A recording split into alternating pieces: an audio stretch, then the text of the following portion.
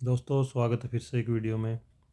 5 से 7 मिनट का एक वीडियो करेंगे जिसमें भारत के मिट्टी के जो प्रकार है उन पर डिस्कस करेंगे। किसी भी प्रतियोगी परीक्षा के लिए मोस्ट इम्पोर्टेंट है। एक दो सवाल पूछ लिया जाता है, यूजुअली बच्चा इसको पढ़ के नहीं जाता है। चलिए टाइम वेस्ट न करते हुए भारत की मिट्टियों के बारे में पढ़ते हैं।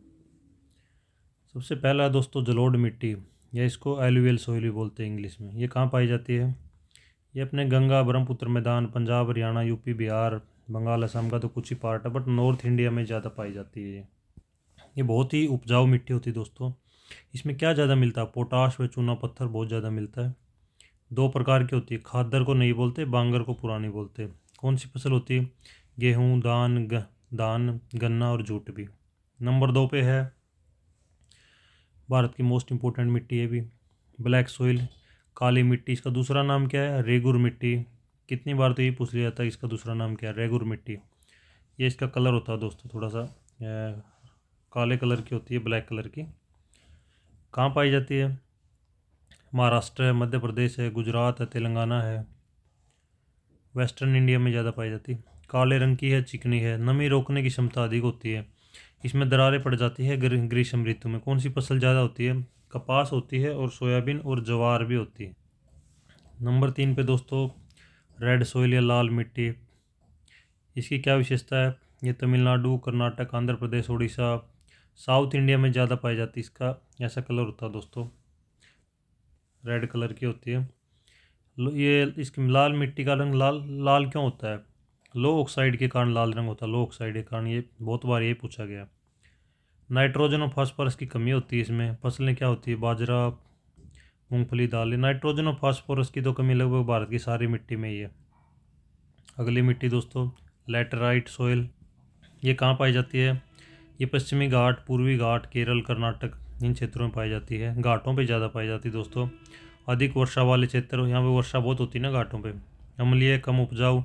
अम्लीय तो लाल भी होती है, लेटराइट भी होती है। ये कौन सी फसलें होती है? चाय, कॉफ़ी, काजू। एक बार सारी मिट्टी को मैप के माध्यम से देखते हैं दोस्तों। ये नीचे इसके सिंबल दिए हुए हैं। ये जो हरियाणा, पंजाब, यूपी, बिहार वाला एरिया जो ग्रीन ग्रीन दिया हुआ है, लाइट ग्रीन, ये होगी एलुवियल सोइल, मीन्स जलोढ़ मृदा। ये थोड़ा ब्लैक ब्लैक दिया, ये होगी काली मिट्टी। ये थोड़ा सा महाराष्ट्र है, गुजरात, आंध्र प्रदेश है, मध्य प्रदेश भी है। ये होगी काली मिट्टी। और जो रेड रेड दिया हुआ है वो होगी रेड है, लाल मिट्टी होगी दोस्तों। ये कहाँ पर है? आंध्र प्रदेश है, तमिलनाडु है, उड़ीसा है, तो झारखंड है और कुछ अपने नॉर्थ ईस्ट के स्टेट है।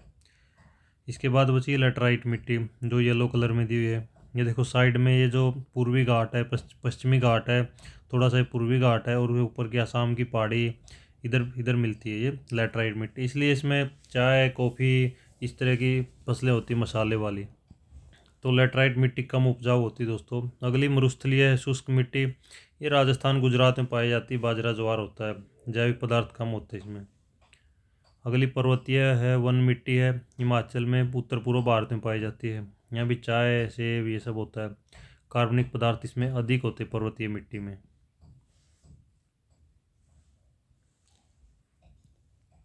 कपास की मिट्टी होगी, काली मिट्टी होगी दोस्तों। सबसे उपजाऊ मिट्टी कौन सी है? जलोढ़ मिट्टी होगी। और लो ऑक्साइड वाली लाल मिट्टी, अधिक वर्षा वाली लैटराइट। राजस्थान की प्रमुख मिट्टी मरुस्थलीय मिट्टी होगी। दोस्तों मिट्टी में कुछ ज़्यादा पढ़ने के लिए है नहीं, छोटा सा ही टॉपिक है 4-5 मिनट का। अभी इसी के बेस पे कुछ एमसीक्यू कर लेते हैं जो एग्जाम में देखने को मिलते हैं। भारत में सबसे अधिक उपजाऊ मिट्टी जलोढ़ मिट्टी है। कपास की मिट्टी होगी काली मिट्टी। काली मिट्टी की नमी रोकने की क्षमता अधिक होने के मुख्य कारण क्या है? मुख्य कारण है चिकनापन है, कले बोलते हैं इसको, और ये चिकनापन अधिक होना।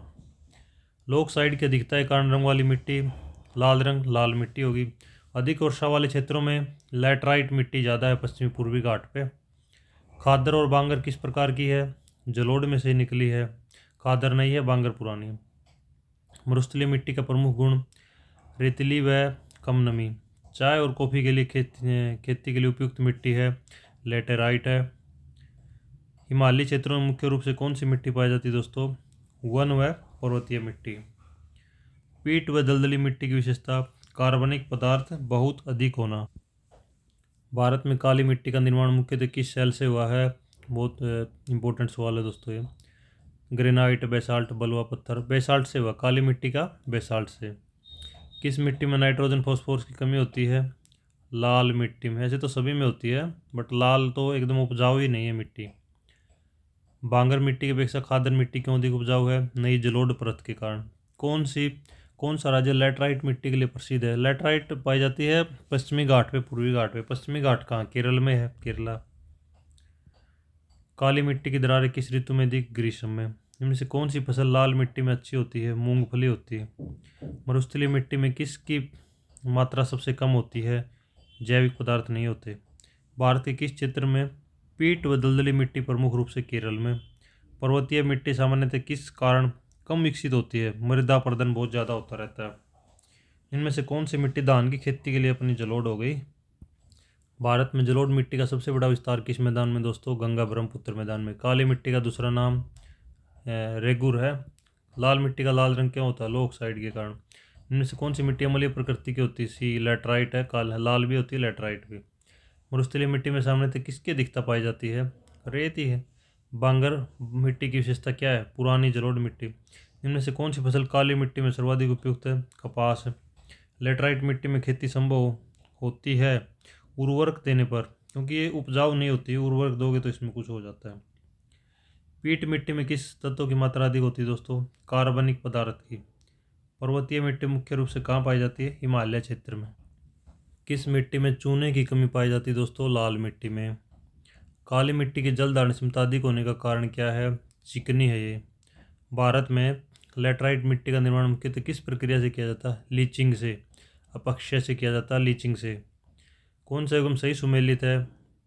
आंसर भी काली कपास, ये सुमेलित है दोस्तों। लेटराइट में गेहूँ नहीं होती, मरुस्थल में धान कहाँ होगी? लाल में जूट नहीं होती। भांगर मिट्टी की तुलना में खादर मिट्टी अधिक उपजाऊ है क्योंकि नई है। पीट व दलदली मिट्टी की प्रकृति कैसी होती है? अम्लीय होती है। कौन सा राज्य काली मिट्टी के क्षेत्र में नहीं आता? पंजाब नहीं आता, गुजरात महाराष्ट्र में भी आते हैं। मरुस्थलीय मिट्टी में खेती सीमित होने का प्रमुख कारण क्या है? नमी की कमी है इसमें, और काली मिट्टी में नमी की अधिकता है। पर्वतीय मिट्टी कम विकसित होने का मुख्य कारण मृदा अपरदन। कौन सी मिट्टी पोटाश से भरपूर होती है? जलोढ़ मिट्टी, अपने वाली नॉर्थ इंडिया वाली मिट्टी। ब्लैक सॉइल, बेसाल्ट, बेसाल्ट से बनती कॉटन कपास ज़्यादा होती है। लेटराइट हाई रेनफॉल होता है, लीचिंग से रिलेटेड है। पीट ऑर्गेनिक मैटर और एसिडिक अम्लीय होती है। पर्वतीय मिट्टी में कौन सी समस्या होती है? अपरदन होता है। कौन सी फसल जलोढ़ मिट्टी में सर्वाधिक जूट होता है? काली मिट्टी का रंग काला होने का कारण दोस्तों कार्बन है।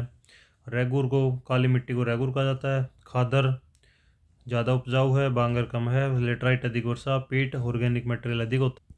यही 4-5 सवाल है दोस्तों, घूम घूम के वही आ रहे हैं, बट एक बार वीडियो देख लोगे पूरा तो सब थोड़ा रिवीजन हो जाएगा। काली मिट्टी कपास खेती के लिए उपयुक्त है, बिल्कुल सही है। नमी धारण की क्षमता अधिक है, बिल्कुल सही है, दोनों सही है। लाल मिट्टी कम उपजाऊ होती है, कम होती है। लाल मिट्टी में नाइट्रोजन फॉस्फोरस की कमी है। लाल मिट्टी कम उपजाऊ है, इसमें चूने की भी कमी है, तो इसको कैसे उपजाऊ किया जा सकता है? इसमें चूने की मात्रा बढ़ाकर। लेटराइट मिट्टी अधिक वर्षा वाले क्षेत्रों में पाई जाती है। अधिक वर्षा के कारण घुलनशील खनिज बह जाते हैं, इसी को लीचिंग बोलते हैं लेटराइट मिट्टी के लिए। खादर मिट्टी बांगर मिट्टी से अधिक उपजाऊ होती है। खादर नई जलोढ़ मिट्टी है, बिल्कुल सही भाई। मरुस्थलीय मिट्टी में कृषि सीमित होती है, नमी की कमी होती है, बिल्कुल सही। पर्वतीय मिट्टी कम विकसित होती है, मृदा अपरदन अधिक होता है, बिल्कुल सही। पीट व दलदली मिट्टी अम्लीय प्रकृति की होती है, कार्बनिक पदार्थों की मात्रा बहुत अधिक होती है, ठीक है। जलोढ़ मिट्टी धानी खेती के लिए उपयुक्त है, बिल्कुल सही। जलोढ़ मिट्टी की जल धारण क्षमता अच्छी होती है। दोस्तों स्टडी ऑफ सॉइल को क्या बोलते हैं? मिट्टी के अध्ययन को क्या बोला जाता है? इसको बोला जाता है पेडोलॉजी। मिट्टी के अध्ययन को पेडोलॉजी बोला जाता है। मिट्टी की उत्पत्ति, निर्माण और फसलों पर मिट्टी के प्रभाव का अध्ययन को क्या बोला जाता है? एडेफोलॉजी। एडाफोलॉजी, फसलों पर मिट्टी का प्रभाव क्या पड़ रहा है उसको बोला जाता है एडोफोलॉजी। और एक और इम्पोर्टेंट है दोस्तों, ये अपने देश में एक central arid zone research institute है। ये कहाँ पर है? केंद्रीय शुष्क क्षेत्र अनुसंधान संस्थान। ये भी मिट्टी से ही रिलेटेड है। ये इसकी इमेज है, ये है दोस्तों, राजस्थान में है central arid zone research institute. इसका पूरा नाम यही हो गया। 1959 में इसकी स्थापना हुई, जोधपुर राजस्थान में है। संचालन कौन करता है? Indian council of agriculture research इसका संचालन करता है। शुष्क एवं अर्ध शुष्क क्षेत्र है। CAZRI का मुख्यालय जोधपुर राजस्थान, शुष्क क्षेत्र है, ICAR के अंतर्गत। पेडोलॉजी मिट्टी की उत्पत्ति या मिट्टी के अध्ययन का विज्ञान पेडोलॉजी। CAZRI कहाँ है? जोधपुर में है। स्थापना 1959 में हुई। तो दोस्तों ये थे इस वीडियो में कुछ मिट्टी से रिलेटेड कुछ इंपॉर्टेंट इसके कंसेप्ट थे, कुछ सवाल थे। आई थिंक सारा आपका रिवाइज हो गया होगा। आसान ही, इतना मुश्किल नहीं है। तो दोस्तों वीडियो कैसा लगा? वीडियो को अच्छा लगे तो वीडियो को लाइक कीजिए। अपने चैनल पर ऐसे ही इन्फॉर्मेटिव और भी वीडियो है, जो भी बच्चे HSSC SSC GD किसी भी एग्ज़ाम की तैयारी कर रहे हैं, 1-2 नंबर के लिए छोटे छोटे वीडियो से आप लोग अपने नंबर बढ़ा सकते हो। आज की वीडियो को इतना रखते दोस्तों। वीडियो देखने के लिए बहुत बहुत धन्यवाद।